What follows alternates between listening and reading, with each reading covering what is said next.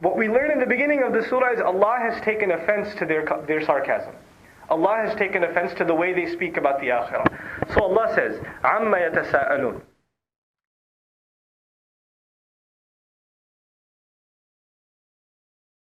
So Allah responds, عَمَّ يَتَسَاءَلُونَ عَنِ النَّبَإِ الْعَظِيمِ. And this is a continuation of the question. Are they really asking about An-Naba al-Azim?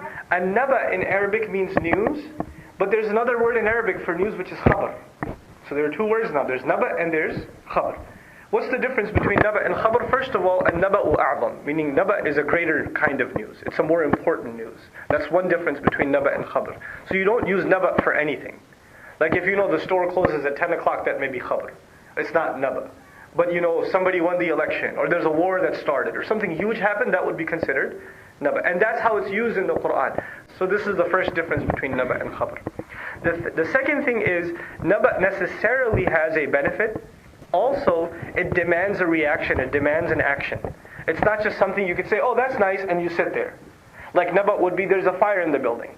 Right? Now, what does it demand from you? I got to get out of here. Or I got to tell other people there's a fire. Right?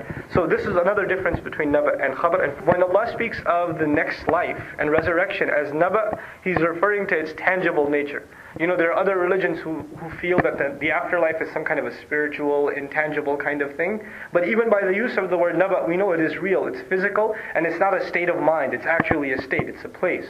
Anyhow, so this is عَنِ النَّبَإِ الْعَظِيمِ. Are they really asking about this enormous, and now Naba is enormous in and of itself, but Allah adds azim to it, as an adjective, as a sifa to it.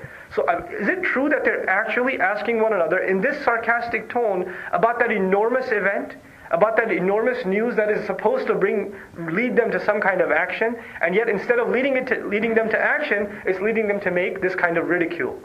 And then Allah adds another rhetorical question. All of this is rhetorical questions so far. الَّذِي هُمْ فِيهِ مُخْتَلِفُونَ. الَّذِي actually is called ism sila, okay, ism mawsul rather, and hum fihi mukhtalifun in grammar is called silatul mawsul. All of this is an adjective of An-Naba. So the next ayah number 3, is actually the whole ayah is an adjective of the word An-Naba. The first adjective is Al-Azim, and the second adjective is الَّذِي هُمْ فِيهِ مُخْتَلِفُونَ. And a coarse translation is that which they are themselves in disagreement in. Or with, okay? They're among themselves, they are in disagreement in regards to this news. But the way the ayah is structured is in the ismiya form, in the nominal form. The benefit this has is, what this tells us is, this is something they're doing all the time. That this disagreement that they have among each other, Allah Azza wa Jal, for example, didn't say الَّذِينَ هُمْ فِيهِ يَخْتَلِفُونَ. He said الَّذِينَ هُمْ فِيهِ مُخْتَلِفُونَ. The ism fa'il is used. And the noun usage indicates something that's going on constantly. Like a noun is permanent and a verb is temporary. Then the word fihi, this prepositional phrase, has been positioned in between hum and mukhtalifun. Instead of Allah saying الَّذِينَ هُمْ مُخْتَلِفُونَ فِيهِ, which is norm in Arabic, Allah says الَّذِينَ هُمْ فِيهِ مُخْتَلِفُونَ. And what this produces is a shock. Is it really about that they are disagreeing among themselves? Now the word ikhtilaf, a little bit about it and we move forward inshallah ta'ala. The word ikhtilaf, it indicates two things. It indicates a manifest disagreement, meaning they're actually physically disagreeing among each other. What this tells us is not only were they being sarcastic about akhirah, they all had their own theories too.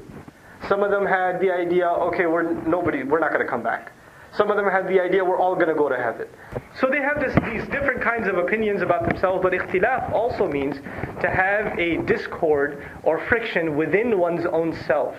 What this implies is not only did they disagree with each other, but within themselves there was uncertainty or disagreement. Sometimes they would think this, sometimes they would think that. They're not so sure. It's not like they're adamant about no, for sure there's no afterlife, or for sure we're going to be saved. They're not sure either. They're not sure. So even within themselves there's a disagreement that is taking place, and that's what Allah Azza wa Jalla depicts with these words. Then He says, كَلَّا سَيَعْلَمُونَ ثُمَّ كَلَّا سَيَعْلَمُونَ. This has been repeated, and oftentimes it's argued that this repetition takes place only for the purpose of mubalagha, which in English is called hyperbole, to emphasize something. You know, the Old English translation of كَلَّا سَيَعْلَمُونَ ثُمَّ كَلَّا سَيَعْلَمُونَ is, nay, they're going to soon find out. Nay, then again, nay, they will soon find out. This is how it's commonly translated. Let's first explore the word kalla, and then we'll talk about the repetition. Kalla, according to Sibawayh and some other grammarians, mostly from Basra, they believe that this has to do with the word rada', or stop. Meaning whatever you're talking about, stop. You're going to find out very soon. So you put it in that context, right? They're running their mouth, and all of a sudden Allah says, stop. You're going to find out very soon. So that's one opinion on what kalla means. Another opinion, which is stronger actually from the language point of view, is depends on where kalla is used. If you say kalla and you pause, and then you say saya'lamun, it means something. But if you say kalla saya'lamun together, then it means something else. Now if you say kalla and you pause, and then you say saya'lamun, like these grammarians argue in these ayat, it is jaiz, it is allowed that you stop at kalla and then you say saya'lamun. To produce that meaning, stop. Stop your nonsense. Stop this ridiculous argument. All of you be quiet. Nonsense.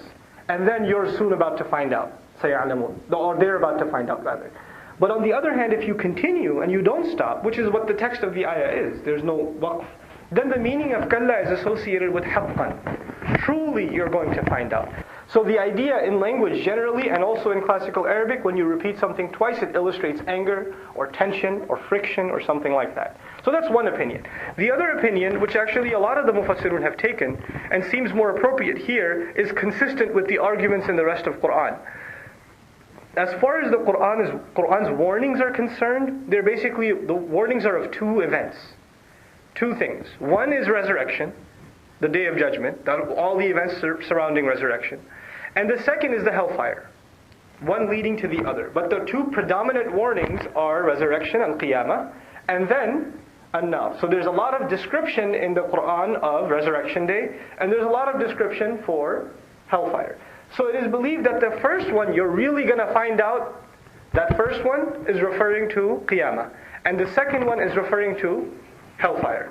So first you're going to realize how wrong you were and how obnoxious you were in the way you were talking about the akhirah. The first time you will realize this, truly realize this, when you face qiyamah. And the second time when you face the hellfire. These are the two places where you really get to know, right? So now, this is again the tafsir of why there is repetition between these two things.